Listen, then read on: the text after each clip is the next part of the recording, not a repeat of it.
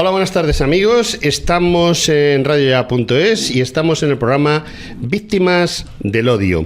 Y como todos los viernes por la tarde tenemos una entrevista con alguien que, bueno, pues al principio no sabía nada de esto, de repente se vio inmerso en esta película del género y bueno, pues se ha convertido en una persona que está al pie del cañón no simplemente como muchos que bueno, guasean en el Facebook o algo por el estilo. No, este hombre se ha propuesto hacer algo en serio y de hecho tan en serio que bueno, pues tiene su página web, ayuda a la gente, contacta con la gente, está ahí, o sea, es de estos colaboradores que se han planteado muy seriamente el ayudar a los demás, y es de agradecer porque no todo el mundo está en esa línea. Y bueno, pues vamos a saludar a nuestro invitado del día de hoy, que es por teléfono, y es a nuestro querido amigo Chefi Corredeira. Buenas tardes. Buenas tardes.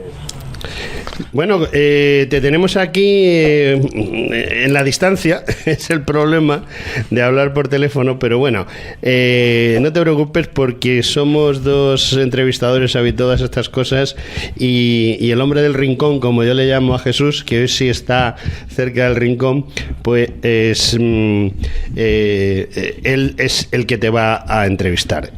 Buenas tardes, Jesús, que no te he dicho nada. Buenas tardes, amigos, ¿qué tal? Otro día más aquí en Víctimas del Odio, y hoy con una visita muy especial a través del teléfono con un buen amigo. Para mí es una persona a la que admiro, solamente por la creación de la web, porque siempre está disponible para todos, por la recopilación brutal que veremos en la entrevista de la cantidad de datos que maneja. Para mí es una enciclopedia andante sobre el tema de violencia de género, y así que hoy, último prácticamente fin de semana de diciembre de enero, es un placer entrevistar a un buen amigo. Bueno, pues ya que te has lanzado, te dejo los trastos. Ya sabes que yo de vez en cuando me meto, sí. Tengo que meter caña, pero vamos, es todo tuyo. Te invito porque para mí es uno de los referentes, si no es principal referente en tema de recopilación de datos. Es de los que más he aprendido, y muchos datos de su página web se los pido a él. Sé que ha tenido mucha paciencia y te pido disculpas públicamente, Chefi, porque me has explicado 100 veces muchos temas, pero hoy vamos a tener la oportunidad de que la gente sepa hasta qué nivel es el trabajo tan inmenso que has hecho. Y para empezar, ¿qué es? Merece saberlo, y de dónde sale su nombre. Hola, Jesús. Mira, pues Merece Saberlo es el espacio que creé en el 2013, tanto en web como en redes sociales, para publicar la información relativa a ideología de género, violencia doméstica, denuncias falsas, feminismo usurpado, etcétera, que me gustaría haber encontrado en el 2010, año en que por mi retiro profesional pude ponerme a buscarla y no la encontré. ¿Con qué problemas te has encontrado normalmente en la recopilación de los datos a través de las webs de sitios oficiales de instituciones públicas? No, de los sitios oficiales no hay problema, no hay dificultad alguna, porque tienen su espacio web, tienen su nomenclatura, es conocerla y es consultarla. La dificultad real está en los datos reales, no en los oficiales, que con los oficiales se encargan de invisibilizar a los reales, salvo que sean los datos oficiales relativos a la todopoderosa violencia de género, que sí, ahí sí concuerdan con los reales, porque encuentras el 100% de los casos, incluso haciendo pasar como violencia de género actos cometidos sin machismo alguno, como por ejemplo el de Arroyo de la Luz del año pasado o hace 2 años, en que en defensa propia uno mató a su pareja tras recibir 9 puñaladas, y a la 10ª pues se la clavó a ella, claro. Y la Delegación de Gobierno para Violencia de Género, hoy dependiente de Irene Montero, contabiliza todavía como una víctima más de las 1038 que llevan contabilizando desde el 2003, como violencia machista. ¿Qué institución pública es la que más te ha costado, por decirlo de una manera, porque has desgranado gran parte de los datos que conocemos hoy, los que humildemente nos dedicamos a hablar sobre este tipo de industria, ¿no? La ideología de género? ¿Cuáles son los datos que más te ha costado desgranar y por qué? Pues los de violencia doméstica. Desde el 2009, los de violencia doméstica, a pesar de tener un observatorio que pagamos de violencia doméstica y de género desde el 2003, pues en el 2009 se decidieron a informar solamente del ámbito de pareja, y está oscurecido totalmente el dato del resto de violencia doméstica, que es ya mayoría, por desgracia. Como tengo la oportunidad de tenerte ahora mismo en antena, me gustaría que para que todos tuviesen esa capacidad de aprender de una persona que, bueno, pues que lleva muchos años sumergido en datos, que nos explicaras de una manera sencilla, como haces siempre, dónde o cómo podemos entender esa cifra del famoso 0,01, dónde nos manipulan y cómo nos engañan. ¿Por qué dicen, o la Fiscalía General del Estado siempre saca a los medios de comunicación, que solamente hay un 0,01% de denuncias falsas? Bueno, pues ese 0,01% sale de un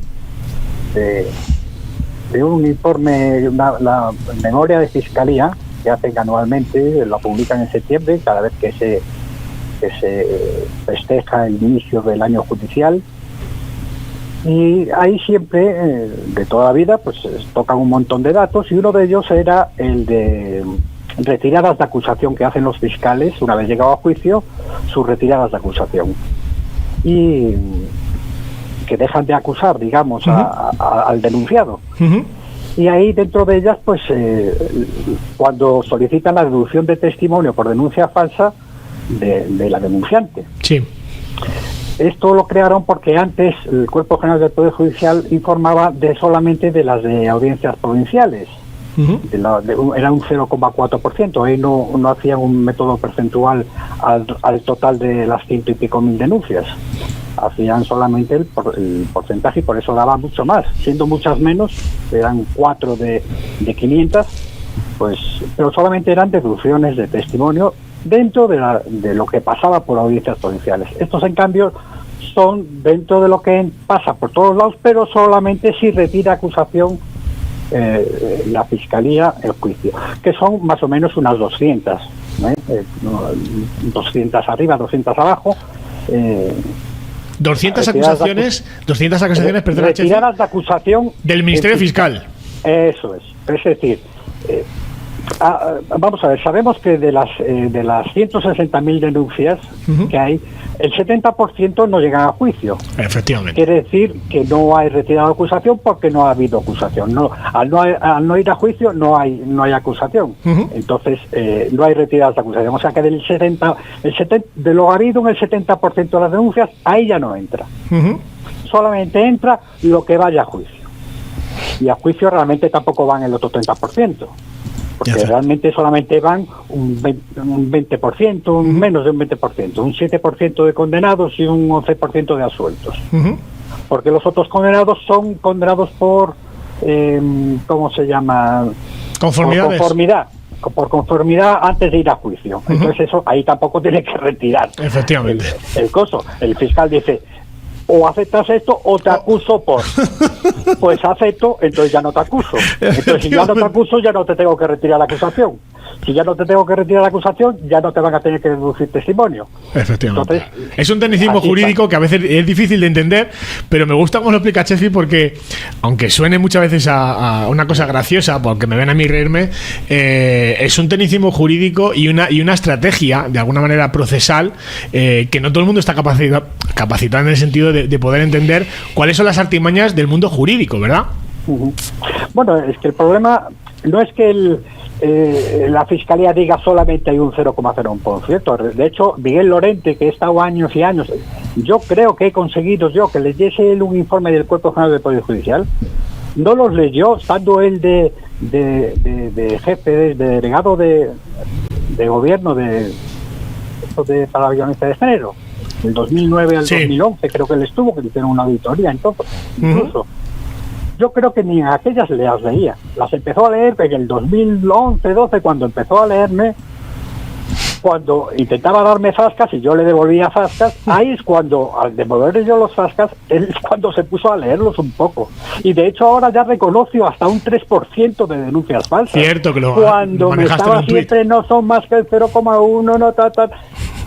O sea que sí. terrible. Hombre, estás hablando de una persona, Miguel Lorente, que sabes que a muchos nos ha capado, ¿no? En sus redes sociales, directamente te bloquea, porque como no tiene capacidad de diálogo. Lo curioso de todo esto es que aparte de bloquearte, no has sido capaz de rebatir ni uno solo de los argumentos de los que sabes que muchos ya cada vez más le hemos atizado. En el momento que se ve desbordado porque no tiene capacidad de comprensión y menos de desarrollo de argumentos, automáticamente te bloquea.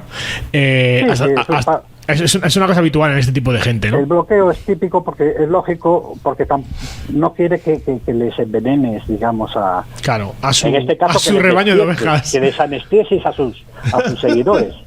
Lo que pasa en este caso no es envenenar, en este caso es desanestesiar, que es lo que yo quiero, desanestesiar. Sí, desanestesiar, además lo dices habitualmente. Pero para él es pensado envenenar y por eso te bloquea. Claro. En numerosos estudios de recopilación, además hacen mención repetidamente, muchas veces en los artículos que voy leyendo a lo largo de estos años, hacen mención sobre todo a que el Observatorio de Violencia del Consejo General del Poder Judicial oculta la muerte de hombres, creo recordar a partir del 2009. No es ocultación de muerte de hombres, es dejar de informar de violencia doméstica ajena a la pareja. Vale, perdona que te corte. ¿Qué diferencia hay entre ocultación y dejar de informar?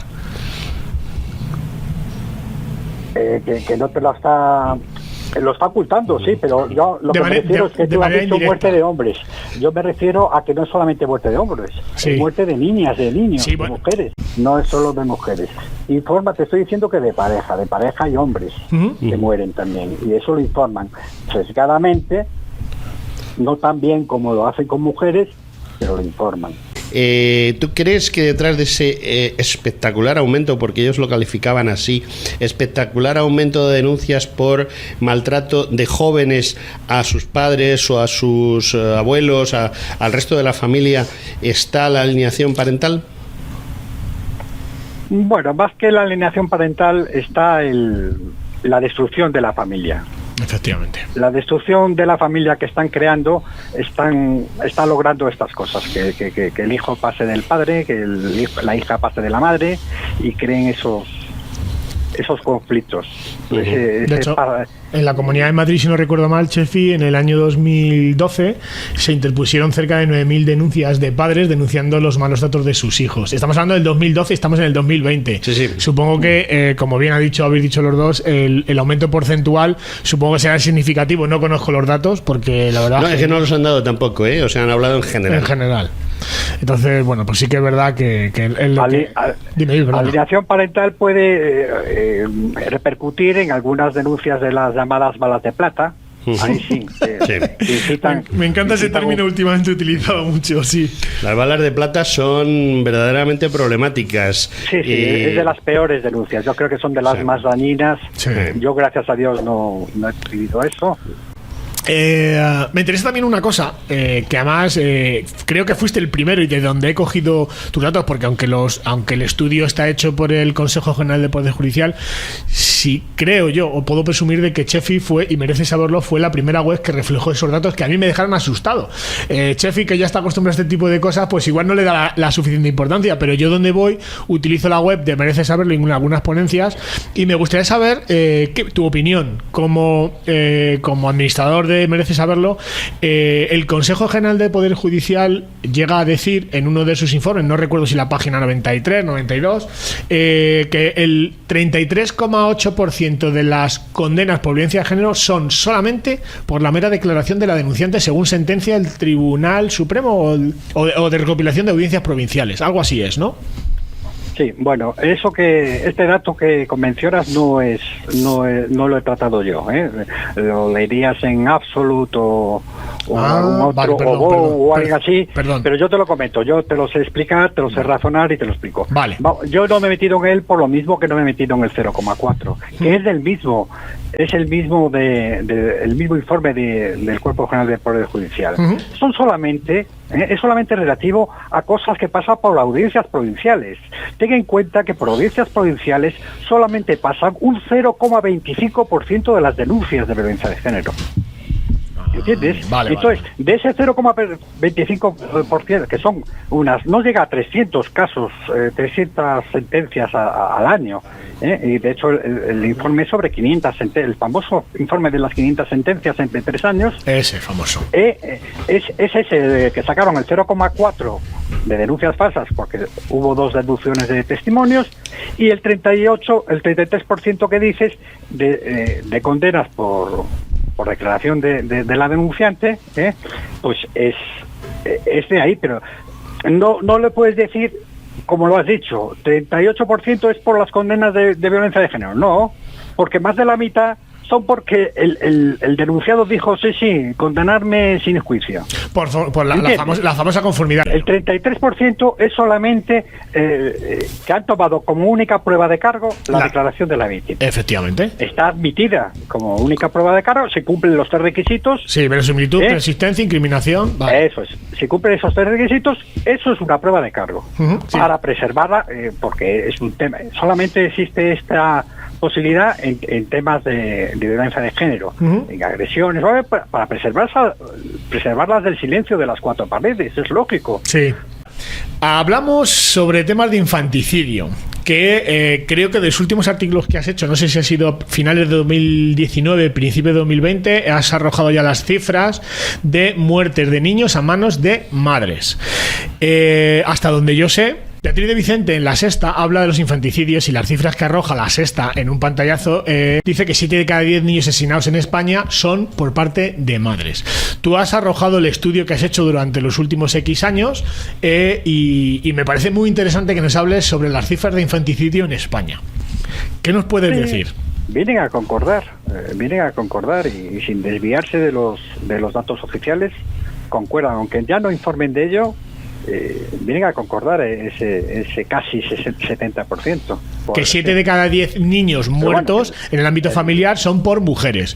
Lo que me parece que son, si no recuerdo mal, son 68, 6,8 niños de los muertos en el ámbito doméstico son por mujeres. Me parece que 3,2 o 2,2 son a manos de hombres y el resto por otros familiares cercanos al mundo de la familia. Sí. Más o menos, aproximadamente. Más o menos, sí. Es decir, pero vamos, lo asombroso es que 7 de cada 10 niños asesinados en este país sean a manos de mujeres. Me parece una barbaridad que además, como bien dices tú, son datos que yo siempre digo ocultar, ¿no? Se disimulan, se ocultan, cada uno que lo llame como quiera, pero me parece significativo que los medios, sabes que antiguamente se justificó que entre la presunción de inocencia y salvar vidas hay una famosa política del Partido Socialista que dijo preferimos salvar vidas, y en este caso con una sola muerte de una mujer justificaría la creación de la ley. Con una sola vida de un niño nadie se ha planteado proteger a los niños de manera especial cuando las mayores asesinas son las mujeres. Es significativo, lo dejo ahí un poquito como reflexión, no sé qué te parece.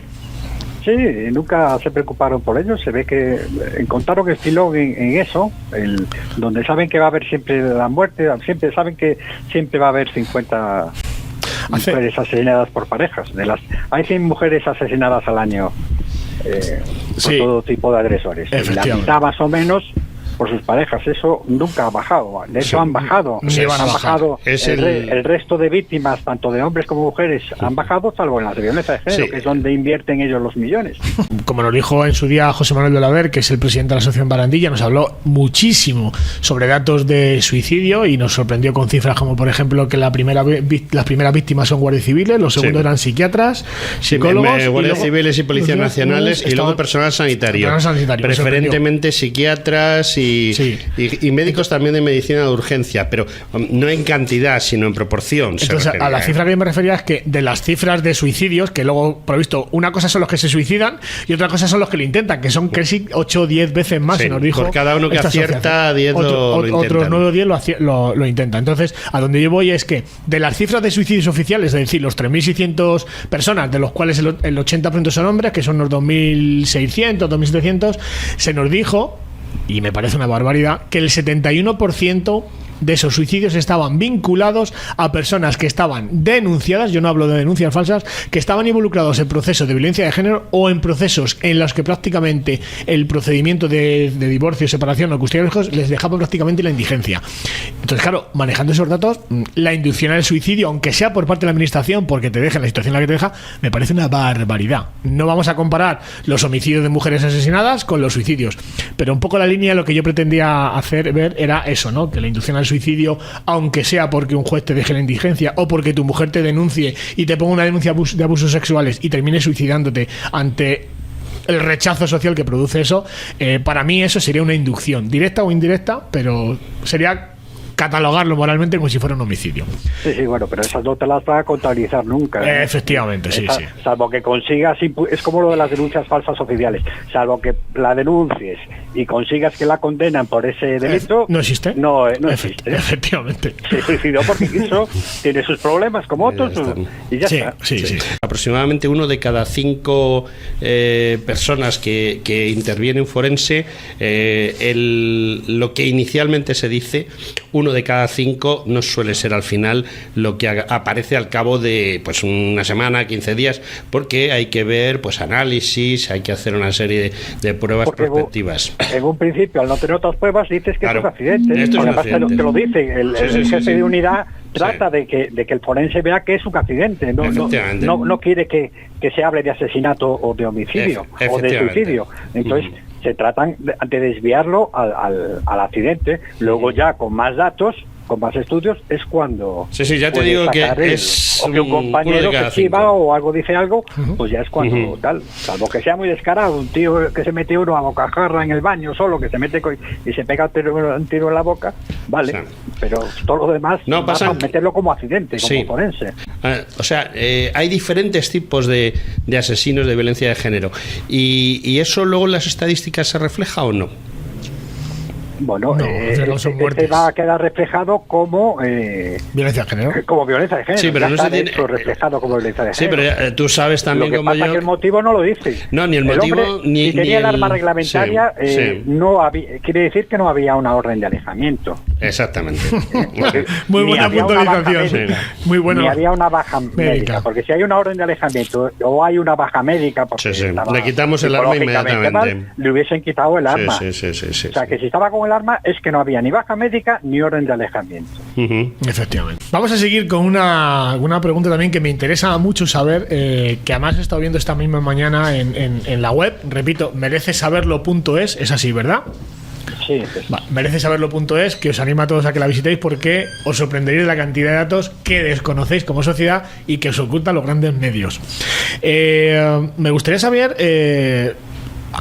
hablas así como en unos artículos que en el 2018, tras los 220 millones de ingresos de las de las artimañas feministas y de los gobiernos para inyectar dinero a las asociaciones feministas, han aumentado aún así, es decir, cuanto más dinero se inyecta, aumentan las muertes de mujeres, mientras que disminuyen en un 15,4% el total de los homicidios en España.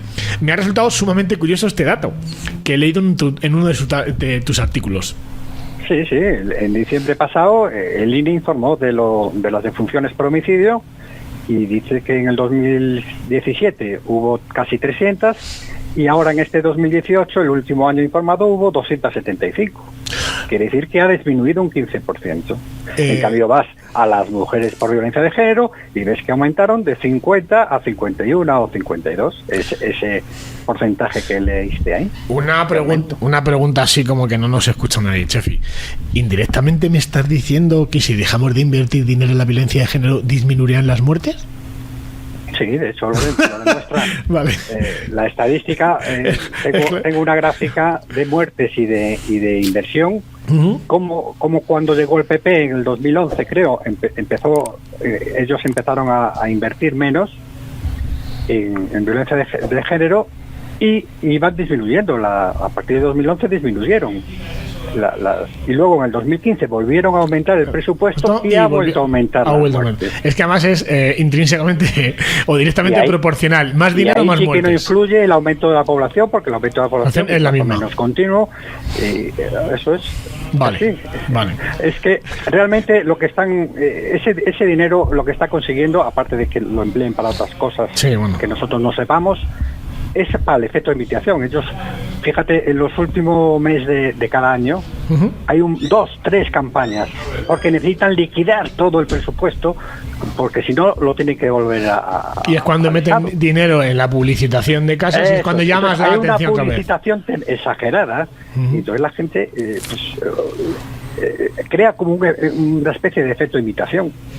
Hay casos, si te fijas en ciertos accidentes, por ejemplo, fíjate, comentó ahora el de Tarrasa, de este mozo que mató. Fíjate, inmediatamente poco después de publicitarlo y de cacarearlo en prensa, salió el de Granada. Cierto. Casos, están solamente que escuchamos de muertes, las 50 y pico mujeres y luego 5 o 6 casos más así sueltos. Pero de los 300 personas asesinadas al año. Fíjate que solamente nos hablan de las 50, del 100% de las violencias de género nos la publicitan. En cambio, del resto solamente nos publicitan pues el mínimo, oye, lo que no pueden esconder. Es igual que no tan exagerado como en suicidios. En suicidios es lógico, sabían que había un efecto de imitación. Si los andas cacareando, mira cómo se suicidó, mira tal. Si dan espacio al debate televisivo y tal, pues la gente que está loca pensando en cómo me quito del medio y tal, pues al final se acaba quitando del medio. Entonces, si no lo está viendo en televisión, pues a lo mejor no lo hace o acaba yendo a un familiar o a un médico. Te voy a dar unos datos que a mí me han llamado la atención en un curso que hace recientemente, en septiembre, octubre del año pasado. Me invitaron, fui becado a un curso de violencia de género en Alemania durante una semana. Yo allí era un poco como el anticristo, ¿no?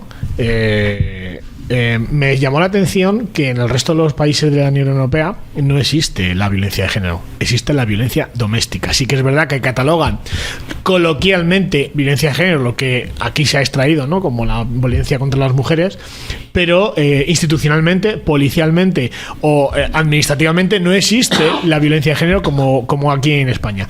Pero lo más surrealista de todo es que no hay protocolos de actuación como los que tienen aquí en España, donde se vulneran los derechos fundamentales principalmente de los detenidos, donde no se siguen los protocolos a la hora de hacer investigaciones y donde lo más surrealista de todo es que las cifras multiplican por 4 y por 5 las cifras de muertes aquí en España. Vamos a hablar, por ejemplo, de Alemania, que estamos hablando entre 230 y 250 casos al año, Noruega, Finlandia, Suecia, Francia, estamos hablando entre 280 a 350 casos al año de asesinato de mujeres en ámbito familiar. Pero lo que más me llamó la atención, incluso uno de los ponentes hablaba sobre los graves trastornos, que yo no entendía un poco qué pintaba los trastornos mentales con el tema de delitos de violencia de género. Pues aquí está el kit de la cuestión. Aproximadamente, y creo que fue en Suiza, hay una institución pública subvencionada con dinero público donde se trata, porque allí Suiza, Alemania, Bélgica, Noruega, Suecia, creo que tienen algo muy parecido por estos programas de intercambio de información, donde, y atención, el 65% de lo que aquí se consideran maltratadores, machistas, misóginos, heteropatriarcales, bla, bla, bla, bla, allí se diagnostican como personas que tienen trastornos mentales sin diagnóstico médico, es decir, gente que tiene trastorno bipolar, trastorno disociativo, trastornos compulsivos, trastorno de cualquier tipo de personalidad, y están diagnosticándose que cuando esas personas llegan a matar, da igual que tengan la mujer, que un abuelo, que un niño, que un policía, que un trabajador X, lo que hacen es daño a la persona que tienen cerca, normalmente, que es, en el ámbito de la pareja, a la mujer. Bueno, pues en España, hasta donde yo sé, el 35% de la gente que se consideran maltratadores en un estudio que se ha hecho son gente con trastornos mentales, son enfermos mentales. Está demostrado que más o menos un 2% de la población, tanto mundial como de España, es psicópata. Efectivamente. Yo creo que dentro del gobierno actual aumenta ese porcentaje. Está en torno al 95%. ¿En torno al? 95%. No, tanto no.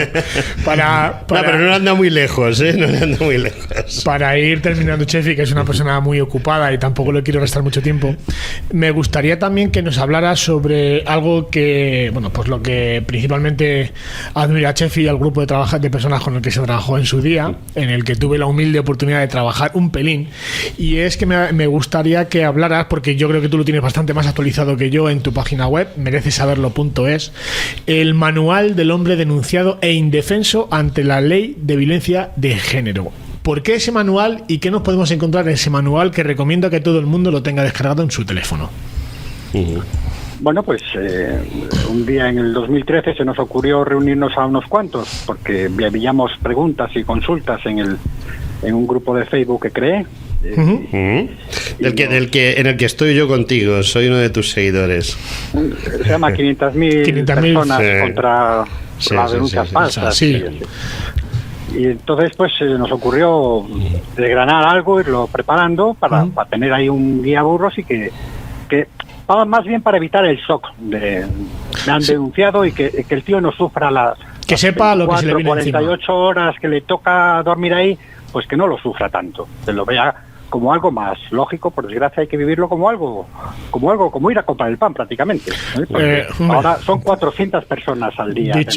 Dicho así, Sefi, perdóname, pero hombre, decir que estar y bueno, pues lo hemos vivido muchos, el tomarte como ir a por el pan, que al final sí que es verdad que tras los años yo ya lo tengo más que superado, pero para mí fue un trauma estar detenidos.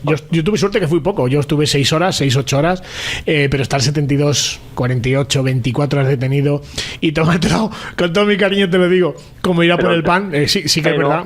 ¿Tu trauma hubiese sido menos si hubieses leído antes ese papel? Sí, efectivamente, ahí te doy toda la razón. Tranquilo. Sí, porque sé lo que me va a pasar. Pues para eso estaba pensado, y de hecho eras uno de los integrantes del equipo a última hora, aunque no estabas desde el inicio en el equipo, pero a última hora estabas para perfilar los últimos últimos retoques. Los detalles en los que yo podía participar un poco a nivel tal.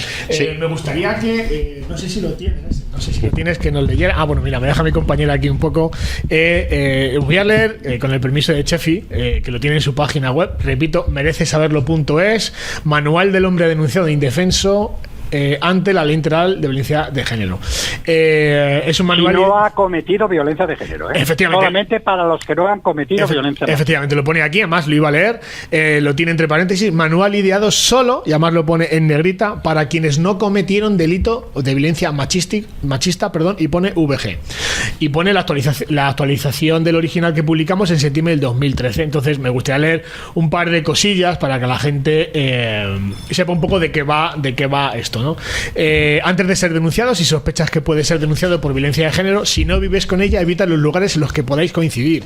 Si vives con ella, ten siempre crear cerca de tus hijos, familiar o amigo que pueda dar fe de tu situación. Comunica tu situación a tu abogado, familiar, amigo o vecino de tu confianza, al menos la primera vez por email.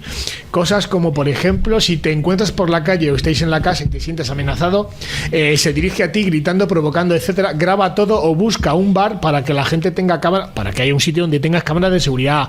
En caso de una discusión, abandona el lugar. Los abogados pueden basarse en ello para acusarte de un delito de amenazas o coacciones. Este documento no te librará de la detención. Muy bien.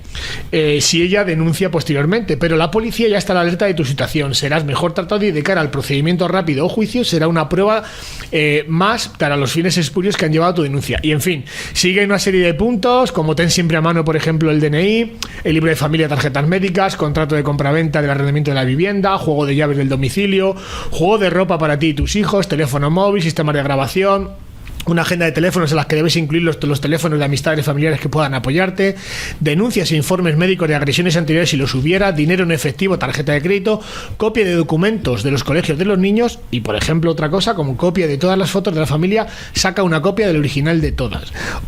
Os invito, porque creo que es un documento muy bien elaborado, se trabajó muy profesionalmente por todos los que integraron ese grupo. Como bien dice Chefi, yo participé prácticamente al final, pero doy fe de que todos y cada uno de los que participaron en ese proyecto pusieron su alma y su corazón en que este protocolo, guía burros o manual ayudara, y como bien dice Chefi, ojalá hubiera tenido yo en esas 6 horas, porque pasé un drama de 6 horas pensando que se me acababa la vida, y al fin y al cabo estaba encerrado en una habitación llena de meaos, oliendo, con perdón, a mierda, rodeado de presuntos delincuentes.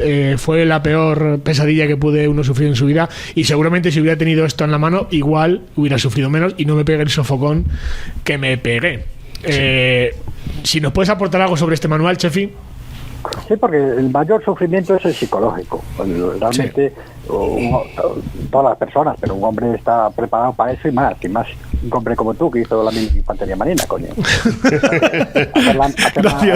Pasar unas horas en un calabozo no es nada. Lo que jode es pasarlas injustamente y sin saber por qué, y que sea así a bote pronto. Pues fíjate, entonces, estando 8 años... Para eso yo creo que ha ayudado mucho sí, y cada vez... ese shock inicial, ¿verdad? Porque luego, si no conforman, saben que solamente el 7% están siendo condenados. De los denunciados, solamente el 7%.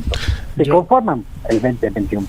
Sí. Pero si no conforman, el 7% nomás. De todas maneras, yo que he estado repasando, hay cosas que son muy importantes y que yo he descubierto después. Precisamente Gustavo Galán, el abogado que con el último que he tenido yo la suerte de contactar para mi propio caso, pues me dijo muy claramente: tú en la policía no tienes nada que decir. Es una cosa que quizá a lo mejor no habéis expresado del todo dentro de creo que hay un apartado donde dice que nunca declaras ante la policía. Que no sirve de nada. La declaración de la policía no sirve. Nada más que para complicarte la vida. O sea, nunca debes de declarar ante la policía, y menos si no hay un abogado delante. O sea, no debes de declarar ni con abogado tampoco, ni sin abogado. Nunca. Siempre delante del juez, porque lo que digas normalmente va a ser usado en tu contra. Por desgracia. Es que por desgracia es así, porque vamos a ver, esto hay que vivirlo para sentirlo, ¿no? En el sentido de que tú estás tan tranquilo, no sabes de qué va nada, y de repente pues te encuentras en una comisaría, estás totalmente desorientado. Es como si te tapasen los ojos y te metiesen un plátano en la boca y no sabes qué está sucediendo, ¿no? Estás totalmente desorientado. Entonces sería muy importante que este tipo de cosas, aunque pueda parecer mentira, hay que hacerlo mucho más visible para que cada día lo conozcan más los jóvenes, porque yo, mi experiencia personal, y eso que, bueno, yo no soy infante de marina, pero he pasado la mitad de mi vida en misiones en el extranjero, sobre todo en Afganistán, en Líbano, en sitios divertidos, pues claro, me lo tomé con mucha filosofía, ¿no? Porque decía, bueno, vale, en peores plazas he toreado, ¿no? Pero hay gente que es, pues no sé, dependiente en unos almacenes y vende ropa o yo qué sé, o un mecánico de coches, ¿no? Y de repente está en una comisaría, y además ahora quizá la policía está un poco más suave, pero quizá porque muchos son afectados. Efectivamente, pero hubo momentos en que los policías precisamente no estaban en la línea de la que debieran estar, ¿no? Hay menos detenciones, pero aún así, aunque yo, por ejemplo, me daba igual. Yo, como iba con la pedal por delante, me daba igual. Efectivamente. Sí, pero es un trago, es un trago. Te apetece declarar para aclarárselo y para que no quedes detenido, para que no duermas ahí, que te dejen ir a un hotel. Que no quiero decir que te dejen volver a casa. Por supuesto que no quieres volver a casa. No puedes estar en casa con la misma pareja antes de que te vea el juez. Por supuesto. El problema, claro, y aunque les convenza, aunque queden convencidos tal, sí, pero el por si acaso es el por si acaso. Que sea el juez el que te suelte. Yo no te suelto. Efectivamente, es que siempre la frase esa que te dicen de es que tengo que salvar mi culo. Digo, ya, pero ya vas, para salvar tu culo jodes el mío. Sí. Para terminar, Chefi, 2 preguntas más. Una, ¿a qué te refieres cuando hablas de las mayoritarias denuncias falsas condenadas que no se informan? Claro, porque hay cientos de denuncias falsas condenadas al año y solamente te informan de menos de 20. Porque solamente te informan de ese 0,01% de las que llegan después de que el fiscal retiró acusación. Sí. Bueno, o también hay otro caso, y es concretamente el mío. Es decir, se produce una denuncia, vamos al juzgado de violencia de género, aquello no se lo traga nadie, ni la fiscal. O sea, para que la fiscal dijese, vamos a hacer una vistilla, y la fiscal dice, bueno, esto no hay por dónde agarrarlo, esto es todo mentira y tal, y se acabó. Y entonces se archiva. Esta mujer recurre y se lo vuelven a archivar.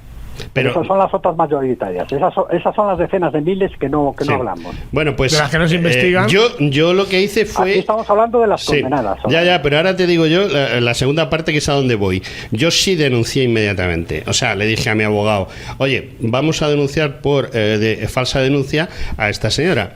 Se la van a archivar. Y ¿sabes lo que pasó? Pues que nos pegó una bronca la juez instructora, que ayer en el juzgado 21 de Madrid, y la señora juez de instrucción pues nos dijo que, bueno, esa señora se habría puesto nerviosa, no sabía lo que hacía y lo que decía, y que en un momento dado pues cualquiera puede cometer un error, y que por lo tanto lo archivaba. Si nos parecía bien, y si no, pues también. Y ya está, así de claro, ¿sabes? Y eso, claro, no es una denuncia falsa, es que la pobrecita se equivocó.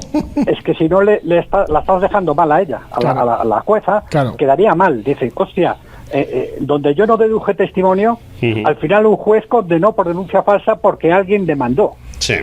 ¿Entiendes? Ya. Entonces, si ella lo consigue elevar, conseguís demostrarlo y condenarlo, pues están condenando una denuncia falsa que ella no, que la mayoría son así, ¿eh? Sí, sí, la mayoría de las condenas son porque el juez antes no dedujo testimonio. Porque la policía, por ejemplo, la del pegamento en la vagina, por ejemplo, esa no es del 0,01%. No, efectivamente. Eso es porque la policía denunció. Ahí no hubo una retirada de acusación. Efectivamente, la propia Guardia Civil de Investigación, cuando se dio cuenta de que la grabación... investigación denuncia. La Guardia Civil, en vez de denunciar el juez, hay 3 formas de denunciar. El juez en deducción de testimonio. Sí. El Guardia Civil porque antes de que llegue al juzgado la pilla. O el denunciado después de terminado el proceso. Pero la gran mayoría son así. Y recordemos, encima, acordaros, sí. En el 0,01% son solamente denuncias falsas. Sí. Simulaciones de delito de violencia de género, como el pegamento en la vagina, no incluyen. Las deducciones de testimonio siquiera no las incluyen. Y en esa simulación que bien hablas, de momento, el presunto culpable de la vagina en prisión preventiva. Sí, que es otra. Pero en fin, Chefi, para terminar, no te queremos entretener más. Me gustaría, yo sé que te voy a pedir algo un poco surrealista, pero me gustaría que lanzaras, siempre he de decir que conozco a Chefi hace muchos años, nunca le he visto enfadado, nunca le he visto una mala cara. Siempre que pues le pido, Chefi, necesito esto, siempre está a disposición de cualquiera. Me gustaría que con esa humildad que te caracteriza y con ese buen humor, lanzaras un mensaje de a dónde crees que vamos a llegar con esta ideología, si es que es vencible o no, y cómo lo harías. Es vencible, pero no como yo lo tenía entendido.